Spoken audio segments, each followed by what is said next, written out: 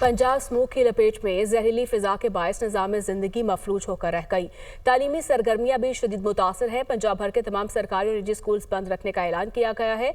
लाहौर का air quality index 607 तक जा पहुंचा। मुल्तान का AQI 555 रिकॉर्ड किया गया। पेशावर में शरह 227, जबकि फैसलाबाद में फिजाई आलूदगी 200 रिकॉर्ड की गई।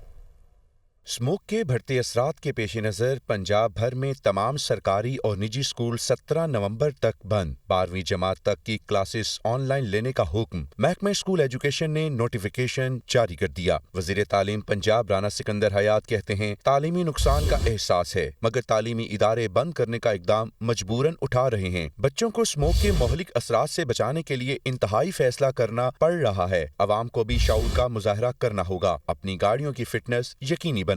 उधर स्पेशल एजुकेशन के इदारों में असातिज़ा को छुट्टी का नोटिफिकेशन भी जारी कर दिया गया है। Parent teacher meeting, sports activity समेत स्कूल ट्रिप ले जाने की भी इजाजत नहीं होगी। दूसरी जानिब स्मोक का सबसे बड़ा मौजिब गाड़ियों से निकलने वाले धुएं और ट्रैफिक की आलूदगी कंट्रोल करने के लिए महकमा तहफ़्फ़ुज़ माहौल का सख्त नोटिफिकेशन। सरकारी और नीम सरकारी इदारों में हाजिरी 50% तक रखने की हिदायत। 50% मुलाजिम घरों से ऑनलाइन जिम्मेदारियां निभाएंगे। DG माहौलियात इमरान हामिद के मुताबिक सिर्फ इंतहाई जरूरी मीटिंग्स या इजलास फिजिकल किए जाएंगे। इसी तरह 4 डिवीजन्स के तमाम निजी दफातर के 50% अमले को भी घरों से काम करने का हुक्म। फैसले का इत्तला तमाम निजी दफातर, फ्रेंचाइजेज, NGOs पर होगा। नोटिफिकेशन के मुताबिक लाहौर, फैसलाबाद, गुजरांवाला और मुल्तान में निजी दफातर का 50% स्टाफ घरों से काम करने का पाबंद होगा। निजी दफातर पर फैसले का इत्तला 13 नवंबर से 31 दिसंबर तक होगा।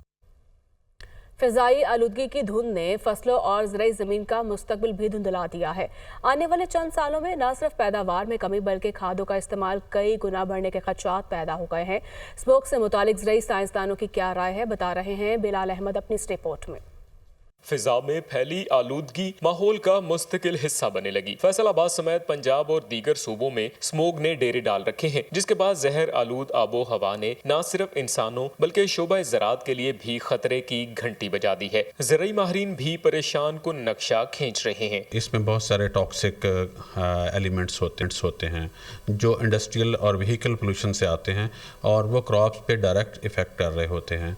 दूसरा, जो डेंस हो जाती है एनवायरनमेंट और सूरज की रोशनी नहीं पहुंचती, तो सूरज की रोशनी का डायरेक्टली ताल्लुक होता है प्लांट से। सॉइल की फर्टिलिटी पर डेफिनेटली, जब आप फर्ज करें कि ये डिकम्पोजिशन का प्रोसेस आजकल स्लो है, ये सनलाइट जो है ना, वो ये बड़ी इम्पोर्टेंट है।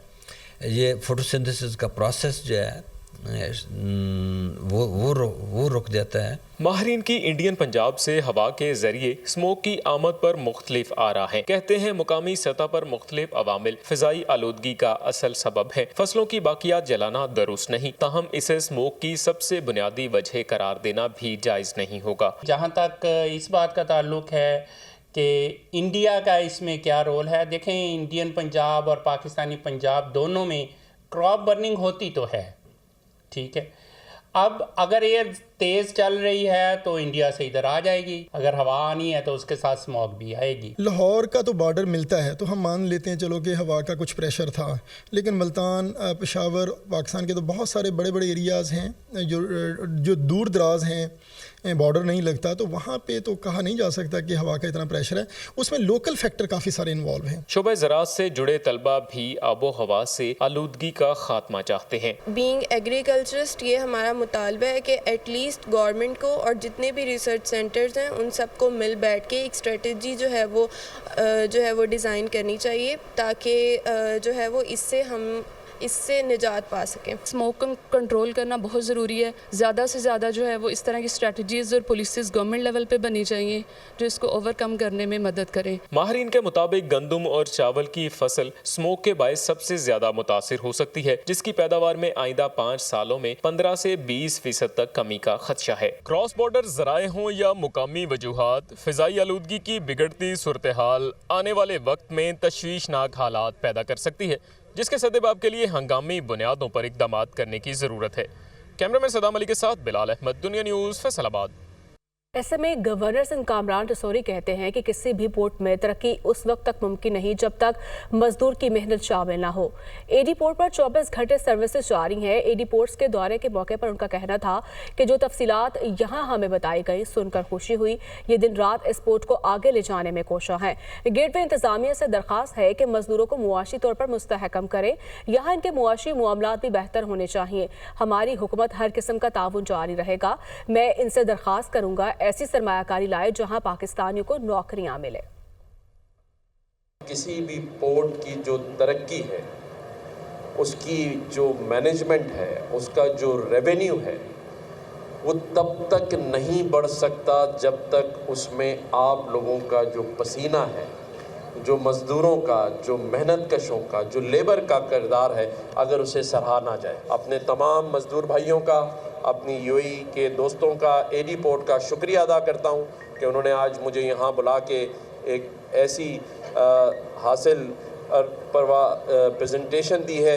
हम हर किस्म की सहूलियात के लिए रात दिन आपके साथ मौजूद हैं। इन मज़दूरों को भी माशी तौर पर मजबूत और मुस्तहकम ज़रूर कीजिएगा। कि गवर्नर हाउस की, पाकिस्तान के वज़ीर आज़म हाउस की, आपकी कंपनीज़ के लिए, आपकी हुकूमत के लिए 24/7 सर्विसेज अवेलेबल हैं। हम दोनों ममालिक की दोस्ती में एक मरकज़ है। ऐसे प्रोजेक्ट्स लाएं जिसमें ज़्यादा से ज़्यादा हमारे लोगों को नौकरियां मिल सकें। यहाँ पर हमें माहौलियाती तब्दीलियों जैसे चैलेंजेस का सामना है। वज़ीर आज़म की जानिब से कहा गया है मौसमियाती तब्दीली से निमटने के लिए UN फ्रेमवर्क पर अमल करना होगा। वज़ीर आज़म ने कहा कि UN फ्रेमवर्क के मुताबिक खुसूसी फ़ंड्स फराहम करना होंगे।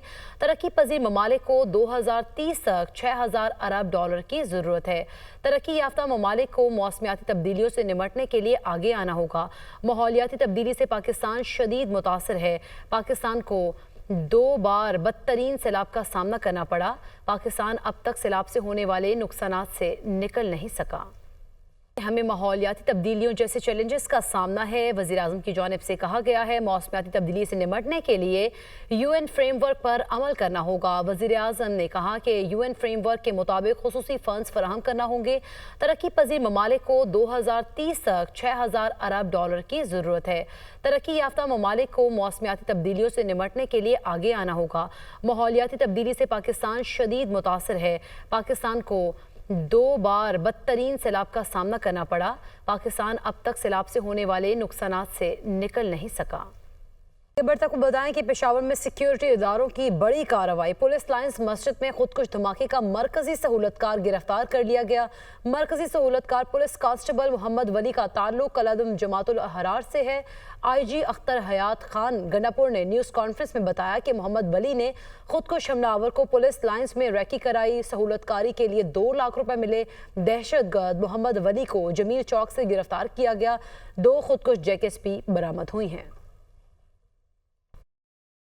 30 जनवरी 2023 को एक इंतहाई अंधोनाक वाक़या पेश आया था, जिसमें पेशावर पुलिस लाइन मस्जिद में खुदकश धमाका हुआ था। 86 पुलिस एहलकार शहीद हुए थे और 249 जख्मी हुए थे। 17 मार्च 2023 को एक सहूलतकार इम्तियाज़ उर्फ तोरशपा को गिरफ्तार किया। डेवलपमेंट हुई है वो ये हुई है कि हमने उस बंदे को पहचान लिया जो फैसिलिटेटर फितना और ख्वारिज की एक ज़ैली तंजीम जमातुल अहरार की कार्रवाई है। जो कारी नामी लड़का था जो सुसाइड बॉम्बर के तौर पे पुलिस कांस्टेबल के रूप में लाइन में आया था, जिसने ये कार्रवाई की थी, उसको फैसिलिटेट किसने किया? चंद दिन कबल हमने जमील चौक रिंग रोड पेशावर के करीब के दिन 2 खुदकश जैकटों समेत इस शख्स को गिरफ्तार किया। नाम इसका मोहम्मद वली वलबाज मीर खान है।